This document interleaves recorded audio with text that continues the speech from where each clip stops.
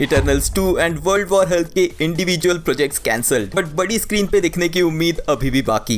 What If season 3 में एक X Men character दिखेगा म्योलनीर उठाते हुए। एक्समैन 97 के सभी episode premises leak and show के क्रिएटर को फायर करने का reason confirmed. And Deadpool and Wolverine से फाइनली विलन कैसेंड्रा नोवा के प्लॉट लीक्स। इंट्रोड्यूस होगी एक न्यू मल्टीवर्स थ्योरी। और क्या हेनरी कैविल का वुल्वरीन कैमियो फिर से करेगा एक एक्टर टैलेंट वेस्ट। इन सब अपडेट्स के साथ बोनस स्पॉयलर्स है अवेंजर्स कैंग डायनेस्टी के फ्यूचर एंड एमसीयू की एक्समैन के न्यू मेगा विलन से रिलेटेड, तो उसके लिए वीडियो एंड तक जरूर देखना। Hi super fans, I am Swapnil and welcome back to super spoilers season 2।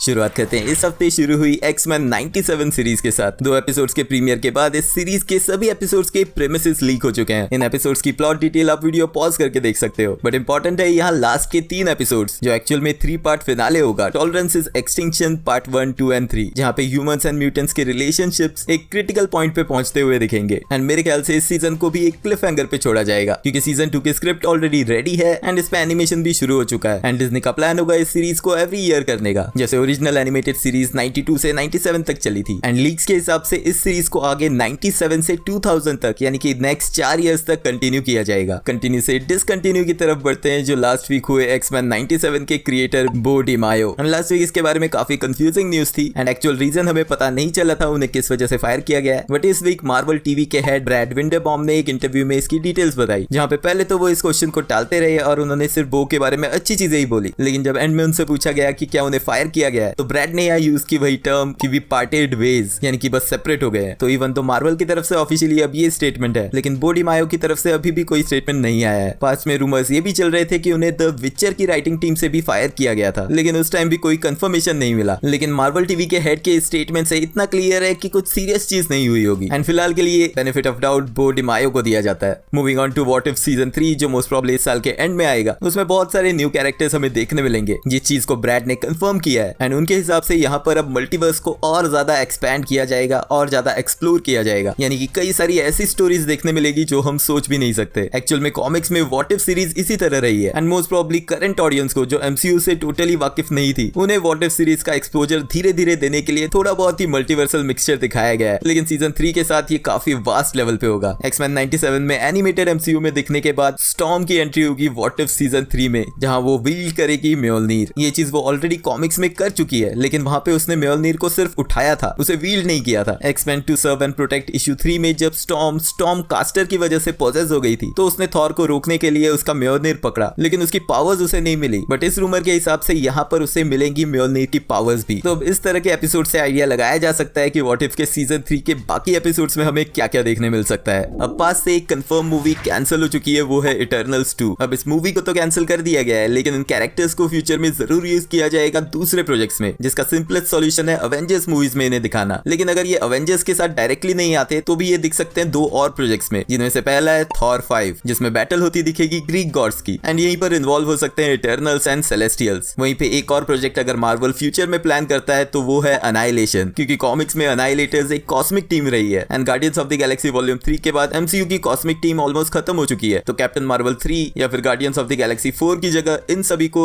Eternals और सेलेस्टियल्स के साथ अनाइलेशन मूवी में दिखाया जा सकता है। साथ ही रूमर्स ये चल रहे हैं कि वर्ल्ड वॉर हल्क अब मूवी के रूप में नहीं देखने मिलेगी, बट देन ये कंफर्मेशन नहीं है कि इसे किस प्रोजेक्ट में दिखाया जाएगा। बट क्योंकि हम जानते हैं अवेंजर्स द कैंग डायनेस्टी को रीनेम किया जाने वाला है और इसके प्लॉट में भी बहुत सारी चेंजेस आएंगे, जिससे रिलेटेड एक डिटेल बोनस स्पॉयलर्स में बताऊंगा। तो हो सकता है कि हमें नेक्स्ट अवेंजर मूवी देखने मिले अवेंजर्स वर्ल्ड वॉर हल्क, जो कि मेरे हिसाब से अमेजिंग होगा। बट देन नेक्स्ट ईयर आने वाली captain America brave new world में हल्क को दिखाना जरूरी है, बट फिलहाल जो न्यूज मिल रही है उससे तो ऐसा नहीं लग रहा। अब मार्वल की श्योर शॉट कंफर्म हिट्स कौन सी हो सकती है जो हमें एमसीयू के फ्यूचर में देखने मिलेंगी? गारंटीड अवेंजर्स मूवीज जरूर है इनमें। इसके अलावा स्पाइडरमैन 4, जिसको बनाने के लिए काफी प्रेशर चल रहा है। थॉर 5 एक गारंटीड हिट हो सकती है। डॉक्टर स्ट्रेंज का 3rd पार्ट काफी इंटरेस्टिंग दिखेगा। इसके अलावा चांस लिया जा सकता है Shang Chi 2, Young Avengers, Midnight Sons and Ghost Rider पे। मूवीज की इन लिस्ट में से आपको कौन सी फ्लॉप होती हुई दिख रही है मुझे कमेंट्स में बताना। अब फाइनली आते हैं डेडपूल एंड वुल्वरीन पे, जिसके एक्चुअल में 1, 2 नहीं 4 न्यूज है। फर्स्ट थिंग है मूवी के रन टाइम से रिलेटेड, जिसके हिसाब से इसका रन टाइम होगा जस्ट 2 आवर्स के अराउंड, जो मार्वल मूवीज के लिए एक स्वीट स्पॉट रहा है। सेकंड थिंग, लास्ट वीक्स में जो हेनरी कैविल के एमसीयू को ज्वाइन करने की न्यूज आई थी, जहां पे हम गेस कर रहे थे कि वो कौन सा रोल प्ले कर सकते हैं फ्यूचर एमसीयू में। अब ये लेटेस्ट लीक्स कह रहे हैं कि Henry Cavill Deadpool and Wolverine में एक वुल्वरीन वेरिएंट प्ले करते हुए दिखेंगे। एंड इतना भी कहा जा रहा है कि फैंस को उनका ये कैरेक्टर काफी पसंद आएगा। बट देन क्वेश्चन ये आता है कि इतने अच्छे एक्टर को, जिनका इतना बड़ा पोटेंशियल है इस फ्यूचर में कुछ बड़े कैरेक्टर को प्ले करने का, उन्हें एक कैमियो के रोल पे क्यों वेस्ट कर रहे हैं? अगर ये चीज इस वजह से भी की जा रही है कि एमसीयू के फ्यूचर में जब म्यूटेंट्स के साथ मूवीज बनेंगी, वहां पे हेनरी कैविल इसी वुल्वरीन के कैरेक्टर को कंटिन्यू करेंगे, तब भी कॉमिक्स के हिसाब से वो इस रोल में फिट नहीं बैठते। क्योंकि हालांकि ह्यू जैकमैन वुल्वरीन के रोल में काफी सेट बैठे थे, लेकिन वो कैरेक्टर कॉमिक्स एक्यूरेट नहीं है, क्योंकि वुल्वरीन की हाइट काफी कम है। एंड जब रीबूट हो ही रहा है, जहाँ पे अब न्यू कास्टिंग की जाएगी, तो वहां पे मेरे ख्याल से उसी एक्टर को लिया जाएगा जो कॉमिक्स एक्यूरेट रोल में फिट बैठे। बट देन अगेन ये हो सकता है एक वैसा सा रूमर जो हमें आयरन मैन के वेरिएंट्स के बारे में मिल रहा था doctor strange in the multiverse of madness में, जब कहा जा रहा था कि टॉम क्रूज प्ले करेंगे सुपीरियर आयरन मैन को। तो फिलहाल के लिए इसको रूमर मान के ही चलते हैं। नेक्स्ट डिटेल है related to Deadpool and Wolverine की विलन कैसेंड्रा नोवा, जिसको लेके पास्ट वीक्स में मैंने बहुत बार मेंशन किया था कि इस कैरेक्टर से रिलेटेड कोई लीक नहीं मिल रहा। तो फाइनली यहाँ पे कुछ न्यूज मिली है। इनसाइडर्स के थ्रू पता चला है कि कैसेंड्रा नोवा का कैरेक्टर जो कॉमिक्स में देखने मिला है, वही एग्जैक्टली यहाँ पे दिखाया जाएगा। इवन उसका फिजिकल अपीयरेंस भी। मूवी के ट्रेलर में हमें उसका सिर्फ पीछे से एक लुक देखने मिला था, जहाँ पे उसका सर दिख रहा था, लेकिन कॉमिक्स एक्यूरेट दिखाने की वजह से यहाँ पे वो चार्ल्स जेवियर की सिस्टर के रूप में दिखेगी, जिसके पास उसी की तरह की पावर्स है, जिनमें टेलीपैथी भी आती है। एंड उसको काउंटर करने का सिर्फ एक तरीका है, मैग्नेटो का हेलमेट। लेकिन मूवी में हमें पता चलेगा कि वो हेलमेट भी उसे ऑलरेडी मिल चुका है, विच मीन्स कि अगेन जो क्वेश्चन ट्रेलर ब्रेकडाउन में हुआ था कि क्या यहाँ दिखने वाला टीवी है उसके लिए काम कर रहा है, हो सकता है कि वो उसके माइंड कंट्रोल के अंडर उसके लिए काम कर रहा हो। यानी कि टीवी एक ही है, लेकिन कुछ पार्ट उसके माइंड कंट्रोल में हो सकता है। एडिशनली इसी मूवी से इंट्रोड्यूस किया जाने वाला है एक और मल्टीवर्स का कंसेप्ट, जिसके हिसाब से हर यूनिवर्स में एक ऐसा बीइंग होना जरूरी है जो उस यूनिवर्स के लिए सबसे इंपॉर्टेंट होगा। बिना उसके वो यूनिवर्स सर्वाइव नहीं कर सकता। यानी कि इनडायरेक्टली ये कहा जाना कि इस यूनिवर्स में से ये कैरेक्टर जो सबसे इंपॉर्टेंट था वो मारा गया, इसलिए अब ये यूनिवर्स डिस्ट्रॉय होगा। जो कि फिलहाल एमसीयू के लिए भी कहा जा रहा है, जब से आयरन मैन की डेथ हुई है और कैप्टन अमेरिका गायब हो चुका है। विच मीन्स कि डेडपुल एंड वुल्वरीन ये हिंट दे सकता है कि कौन से कैरेक्टर्स जो इस यूनिवर्स एमसीयू के लिए सबसे ज्यादा इंपॉर्टेंट है और उन्हें वापस आना पड़ेगा। एंड अगेन उन्हें अगर वही सेम एक्टर्स प्ले नहीं भी करते, तब भी उस कैरेक्टर को वापस जरूर लाया जा सकता है। ऑफ कोर्स इसमें सबसे बड़ा रोल आयरन मैन और कैप्टन अमेरिका का होगा। एंड शायद इसी रीजन से डेडपुल वुल्वरीन को ढूंढ रहा है, क्योंकि शायद उसका यूनिवर्स भी उसके मरने के बाद डिस्ट्रॉय होने की कगार पे है। वैसे ही एंड्रू गारफील्ड के यूनिवर्स से वो और टोबी मैगवायर के यूनिवर्स से वो स्पाइडरमैन उनके यूनिवर्स के लिए इंपॉर्टेंट होंगे। तो ये काफी इंटरेस्टिंग कंसेप्ट लग रहा है, लेकिन टोटली क्लियर होगा ये मूवी के बाद ही। जिन कैरेक्टर्स के नाम मैंने लिए, उनके अलावा और कौन से कैरेक्टर्स किस यूनिवर्स के हो सकते हैं सबसे इंपॉर्टेंट उस यूनिवर्स के लिए, अपनी अपनी चॉइस मुझे कमेंट्स में लिख के बताना। And bonus spoilers, Avengers the Kang dynasty, जिसको रीनेम करने की बात 100% कंफर्म हो चुकी है। इस स्पॉइलर के हिसाब से ये कंफर्मेशन मिला है कि यहाँ पर विलन कैंग ही दिखेगा, लेकिन इस कैरेक्टर को कोई और एक्टर प्ले करेगा, प्लस ऐड कर दिया जाएगा एक और विलन। एंड एक्सपेक्टेशन के हिसाब से वो डॉक्टर डूम ही होगा। लेकिन साथ ही में फ्यूचर में जो एक्समैन रीबूट होगा अवेंजर्स सीक्रेट वॉर्स के बाद, उसमें मेन विलन के रूप में इंट्रोड्यूस किया जाएगा मिस्टर सिनिस्टर को। तो जो लोग एक्समैन 97 एनिमेटेड शो अभी नहीं देख रहे, वो देखना शुरू कर दो, क्योंकि मिस्टर सिनिस्टर को समझने के लिए वो सीरीज देखना काफी जरूरी है। अब नेक्स्ट एंड स्क्रीन से रेकमेंडेड वीडियो जरूर चेकआउट करना। एंड वीडियो एंड तक देख रहे हो तो लाइक भी कर देना, क्योंकि वो एकदम फ्री है। मिलते हैं नेक्स्ट वीडियो में।